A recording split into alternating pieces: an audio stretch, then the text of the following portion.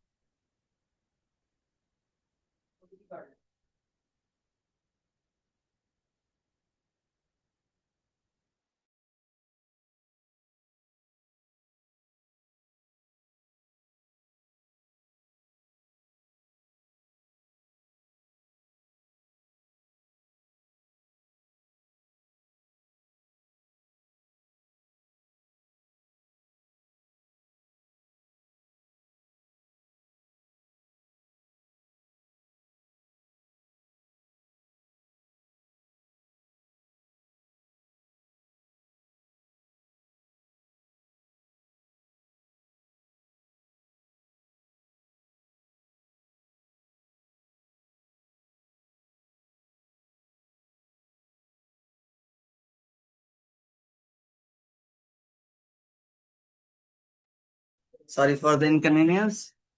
और तो देखिए, फोर डिजिट का नंबर हमें इससे बनाना है। तो 265 में सबसे बड़ा नंबर पहले क्या है? 6 है। तो हम सीधा उसी को दो बार लेते हैं। अब 6 6 दो ऑप्शन में, ए में भी है बी में भी है। तो अब सही क्या होगा? 6 6 के बाद छोटा नंबर क्या है? 6 6 से छोटा नंबर 5 है। ठीक है, 2 से बड़ा 5 होता है तो 5 पहले आएगा और 2। तो आंसर, करेक्ट आंसर क्या हुआ? ए, 6652। Now make the greatest four digit number using four different digit with condition that is 5 at tens place। ध्यान समझिएगा, क्या कहा है? फोर डिजिट का नंबर बनाना है, फोर डिफरेंट डिजिट को लेकर के, लेकिन 5 जो होना चाहिए वो टेंस प्लेस पे होना चाहिए। ठीक है, आप एक नंबर को दोबारा यूज नहीं कर सकते, ये भी उसने कहा। ठीक है, आपको फोर डिफरेंट डिजिट यूज करना है। तो अब इसमें सबसे पहली बात, सबसे बड़ा नंबर क्या है? 9 है। ठीक है, 9 से छोटा क्या है? 8 है। ठीक है, अब इसका दो 1000 और 100 वाले नंबर्स हो गए। टेंस पे उसने खुद ही कहा है कि भैया 5 यूज करना है। तो 9 8 से छोटा क्या होता है? 7। वो 7 हमने कर दिया। तो करेक्ट आंसर क्या हुआ? बी। वेरी गुड, बहुतों के आंसर्स आ गए बी। तो correct answer is B. Now third question, 60 in Roman numbers is. 60 को रोमन नंबर्स में लिखना है। तो 60 में सबसे पहले जान लीजिए कि रोमन नंबर में हमें लिखना है। तो 60 से पहले एक नंबर आता है 50, और 50 को हम कहते हैं सिंपल एल। ठीक है, ठीक है, 50 से 10 ज्यादा है, और 10 को हम रोमन नंबर में क्या रिप्रेजेंट करते हैं? एक्स। ठीक है, वहीं अगर 40 पूछता, अभी जरूरी नहीं कि 60 मुझे पूछ सकता है, 40 न्यू रोमन नंबर क्या होंगे? तो उस टाइम भाई एल, तब भी एल रहेगा। लेकिन 50 से 40 10 नंबर कम है, तो इस टाइम एक्स आगे लगेगा। ध्यान दो, कम है तो आगे लगेगा, और अगर ज्यादा है तो पीछे लगेगा। ठीक है, तो करेक्ट आंसर क्या हुआ इसमें, थर्ड क्वेश्चन में? That is L X. ठीक है, now next question, to stitch a trouser 1 metre 25 centimetre cloth is required. Out of 10 metre cloth, how many trouser can be stitches? अभी यहां पर ध्यान देने वाली बात है कि 1 मीटर 25 सेंटीमीटर से एक क्लॉथ बन रहा है। तो अगर 10 मीटर पूरे क्लॉथ्स हैं तो कितने ट्राउजर्स सिले जा सकते हैं? तो पहली बात तो समझ लो 25 सेंटीमीटर से 1 मीटर कितने में बनेगा? 4 में। 4 25 सेंटीमीटर आएंगे तब 1 मीटर होगा। यानी 4 मीटर प्लस 25 को अगर 4 टाइम्स मल्टीप्लाई किया तो 5 मीटर। 5 मीटर में 4 क्लॉथ्स बन रहे हैं। ठीक है, 5 मीटर में 4 क्लॉथ्स बन रहे हैं। तो 10 मीटर में कितने क्लॉथ्स बनेंगे भाई? 5 का मीटर में का 10 डबल है तो 10 मीटर हो गया। और 5 मीटर में कितने क्लॉथ्स बन रहे हैं? 4। 4 का डबल क्या होगा? 8। तो करेक्ट आंसर क्या हुआ? 8। जरूरी कि पूरा कैलकुलेशन ही करो, लॉजिक भी लगा के यूज कर सकते। Now Manish multiplied 100/89। ध्यान से समझना। Manish multiply 100/89 instead of multiplying by 79। यानी मनीष ने 100 को 89 से मल्टीप्लाई किया, जहां कि उसको 79 से मल्टीप्लाई करना चाहिए था।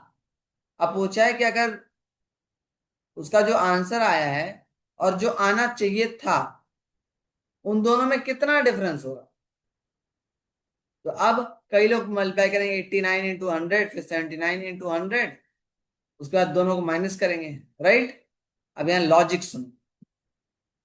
मल्टीप्लाई तो 100 से ही हो रहा है, दोनों ही नंबर। तो 89 और 79 में देखो कितना डिफरेंस है। 89 और 79 में डिफरेंस है 10 का। कितने का? 10 का। और 10 को 100 से मल्टीप्लाई करोगे तो कितना आएगा? 1000। तो 1000 इज द करेक्ट आंसर। बात खत्म। समझे? ये होता है लॉजिक। यहाँ लॉजिक लगा, यहाँ पूरा आंसर नहीं किया गया, यहाँ पूरी कैलकुलेशन नहीं की गई, सिर्फ लॉजिक लगाया गया। ठीक है, नेक्स्ट पे आते हैं। नेक्स्ट 6 क्वेश्चन पे।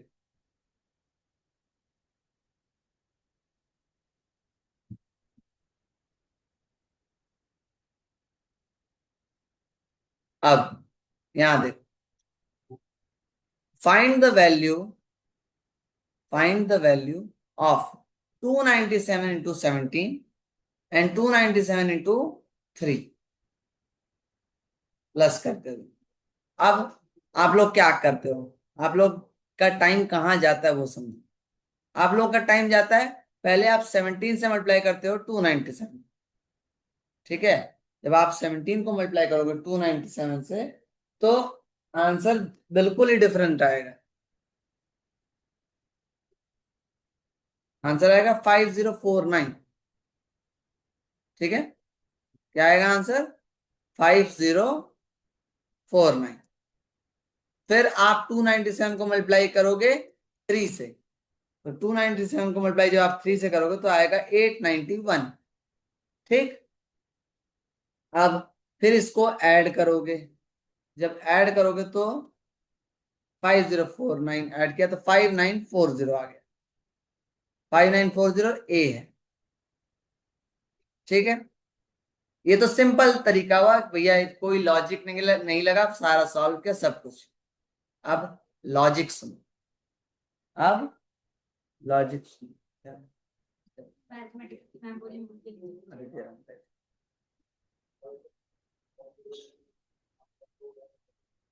अब सुनिए, अब सुनो।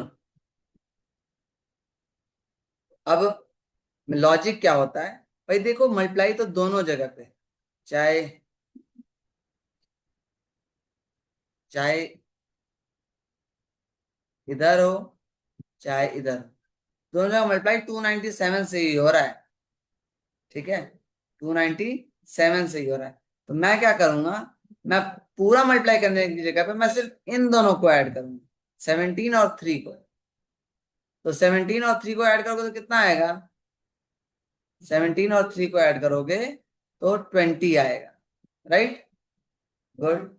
अब मैं 20 को 297 से मल्टीप्लाई करूंगा, और 20 को भी नहीं करूंगा, सिर्फ 2 को करूंगा, सिर्फ 2 को करूंगा। और जब 2 को आप मल्टीप्लाई करोगे तो आंसर आना चाहिए आपका 594। ठीक है। और 20 में 2 से मल्टीप्लाई, 297 को 2 से मल्टीप्लाई किया, 20 में 0 एक्स्ट्रा है, 0 आगे लगा दिया, बात खत्म। लॉजिक पूरा मल्टीप्लाई नहीं, सिर्फ अब भाई दोनों नंबर्स एक ही उससे मल्टीप्लाई हो रहे हैं। 297 से 17 में मल्टीप्लाई हो रहा है, 297 से 3 में मल्टीप्लाई हो रहा है। भाई पूरा क्यों मल्टीप्लाई करना, 17 और 3 को बस ऐड कर दो। ठीक है। और फिर 297 से मल्टीप्लाई कर दो। तो ये हो गया आंसर। आंसर आपका आ गया 290, सॉरी 5940। ठीक है। अब नेक्स्ट क्वेश्चन समझो। The number of distinct prime factors of the largest four digit number is living one and number itself. अब ये आप खुद से पहले सब लोग आंसर दो विदाउट तुक्का लगाए। ठीक है। उसके बाद मैं आप लोगों को समझाऊंगा कि इसका आंसर क्या हो सकता है। ठीक है। You have 30 second.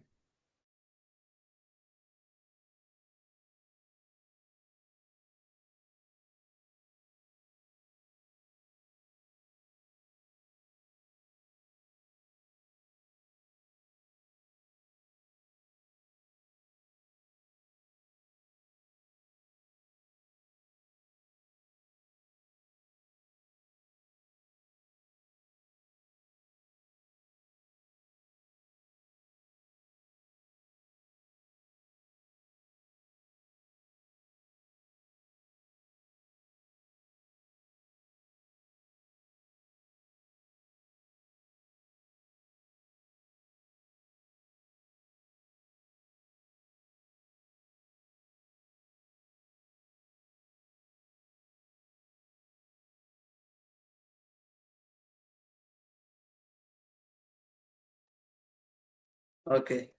So maximum लोगों का आंसर जो है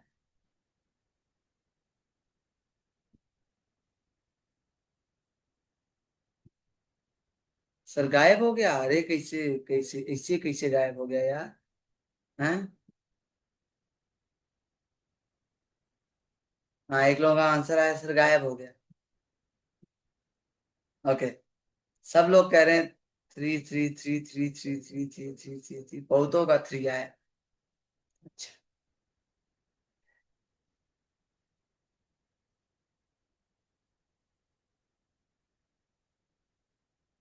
so the number of distinct prime factors of the largest four digit number, ठीक है, is living one and number itself.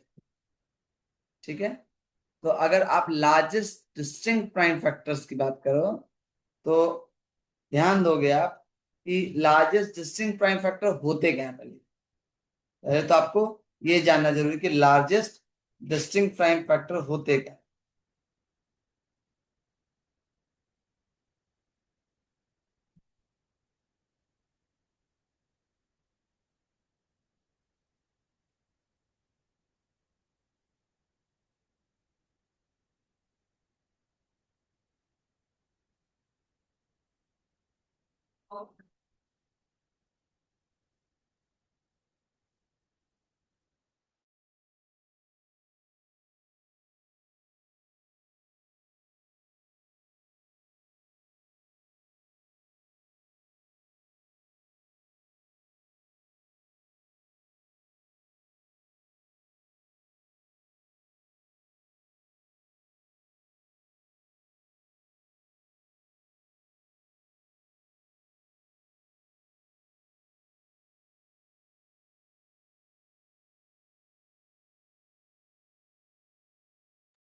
चलिए सबसे पहले तो मुझे बताइए कि डिस्टिंक्ट प्राइम फैक्टर्स होते क्या हैं।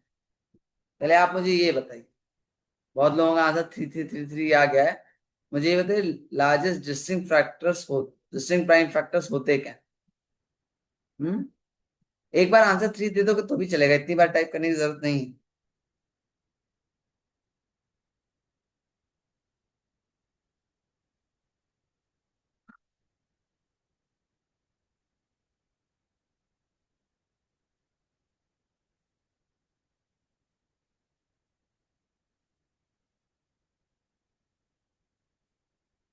बता भाई, जल्दी जल्दी जल्दी।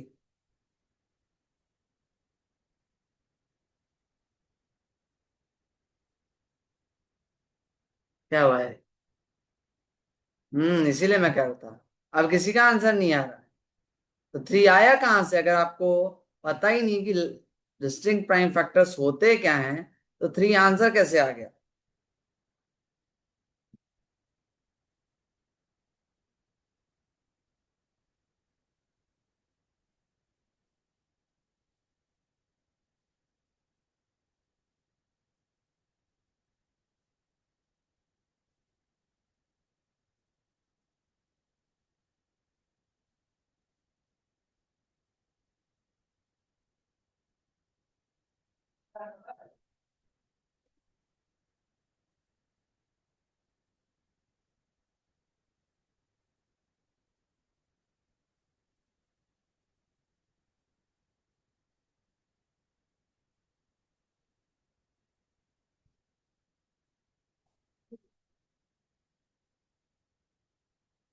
बताओ भाई।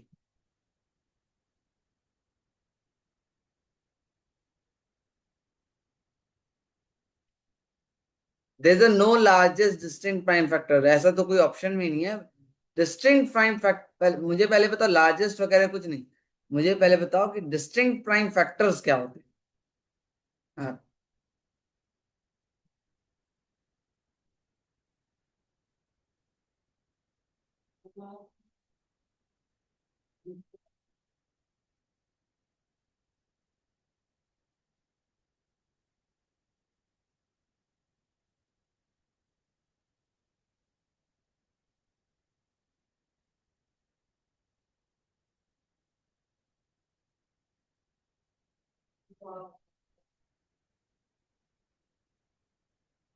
और जितने लोगों ने थ्री दिया आंसर ना, उनका आंसर मैं बता दूं, राम है। मैक्सिमम लोगों का आंसर थ्री थ्री थ्री दिया है, जबकि आंसर पता है फाइव है।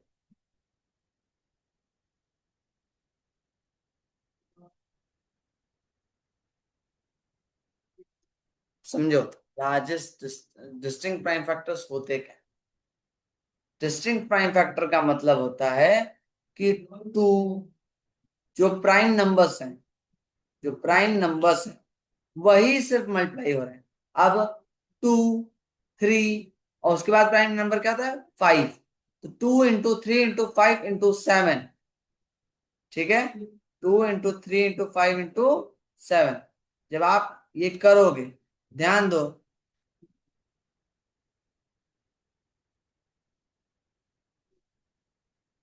210 है।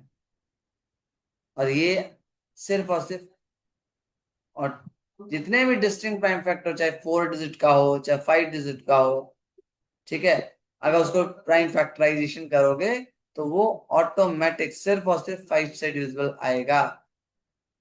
ठीक है।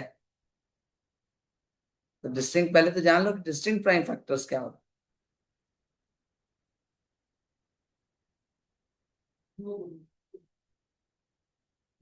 बिना जाने ऐसा नहीं करते हैं।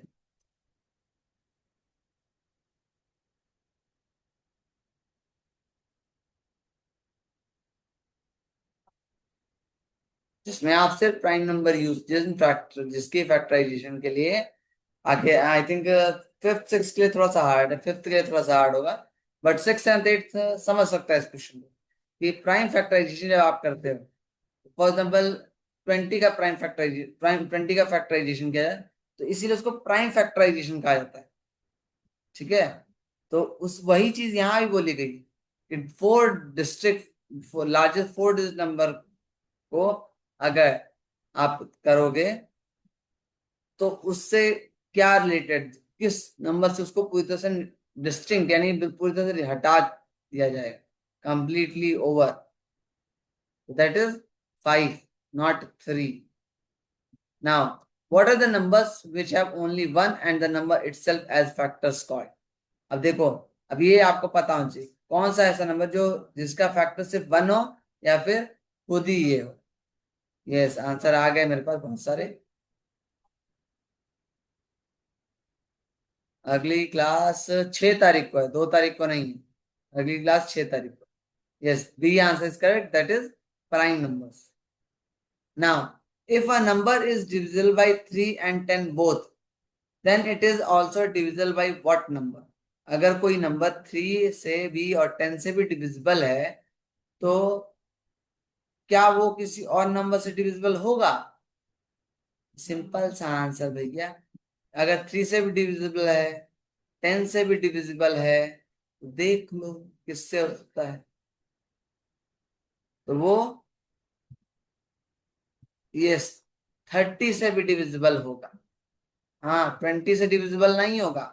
कई लोगों के दिमाग में अगर 20 से भी हो सकता है, 40 से भी, तो भाई 20 से डिविजिबल 60 हो। अगर 60 इज द नंबर जो 10 से भी डिविजिबल है, 3 से भी डिविजिबल है और 20 से भी है।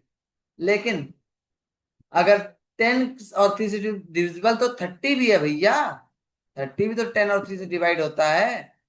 लेकिन वो तो 20 से डिवाइड नहीं होता, 40 से डिवाइड नहीं होता, 9 से डिवाइड नहीं होता। लेकिन 30 से डिवाइड हो सकता है। So that's why the answer is only C. यहाँ ये लॉजिक है। ठीक है। लॉजिकल क्वेश्चन थोड़ा सा टाइम ज्यादा लेते हैं, बता दूं। इसी वजह से आज 10 ही क्वेश्चन हो पा रहे हैं। 10th क्वेश्चन मैं कंप्लीट करके फिर आपको नेक्स्ट क्वेश्चन बता रहा हूँ। 10th देखेंगे तो 11th 12th भी निपटाई देंगे। ठीक है, ओके चलो। सो 10th question, every dash of a number is greater than or equal to that number. Factor, multiple, number, none. तो भाई simple, every multiple of a number is greater than or equal to the number. Factor नहीं हो सकता, number नहीं हो सकता, none तो हो ही नहीं सकता। फैक्टर भाई हमेशा छोटा होता है या बराबर होता है, बड़ा नहीं होता है। हमेशा छोटा या बराबर होता है। सिर्फ मल्टीपल ही एक ऐसा जो बड़ा होता है और या फिर बराबर। फॉर एग्जाम्पल 3 का मल्टीप्लाई 3, 6, 9, 12, जिसमें 3 ऐसा नंबर है जो बराबर भी है और मल्टीपल भी है। 6 क्या है? बड़ा है। तो उसने क्या बोला कि या तो बड़ा हो या तो बराबर हो, कम नहीं हो सकता। तो correct answer is C, multiple. Now the meeting point of a pair of adjacent side of a polygon is called its. अगर एडजेसेंट साइड्स हैं, उनका जो मीटिंग पॉइंट है, जो मीटिंग पॉइंट है पॉलीगन में, वो क्या कहलाएगा? ठीक है, तो भाई एडजेसेंट साइड है तो एडजेसेंट एंगल होगा। सिंपल सी बात है। रेडियस सर्कल में होता है, वर्टेक्स नहीं हो सकता। डायगोनल भाई एडजेसेंट साइड्स तो होती है लेकिन उसको बीच से कट भी करता है। Now out of the following which angle is obtuse. अब देखो, इसमें आपको पता होना चाहिए पहले कि राइट एंगल क्या है, कंप्लीट रोटेशन क्या है। कंप्लीट रोटेशन राइट एंगल, अब उसका आपको इस फ्रैक्शन से डिवाइड करोगे तब आंसर आएगा। ठीक है, तब आंसर आएगा कि ऑब्ट्यूज एंगल एक्चुअली में कौन सा है। तो राइट एंगल तो 90 डिग्री का होता है। तो 21 से डिवाइड करोगे फिर 11 से मल्टीप्लाई, तो इसमें आपको थोड़ा सा कैलकुलेटिव करना पड़ेगा। इसका कोई लॉजिक बहुत ज्यादा नहीं। ठीक है। हम्म। तो somewhere there is no logic, but maximum में आप लॉजिक लगा सकते और कम टाइम टेकिंग। ठीक है। सॉरी, आज थोड़ा सा ज्यादा एक्सप्लेनेशन के चक्कर में टाइम कम मिला, बिकॉज आज 4:50 मेरी दूसरी क्लास भी है।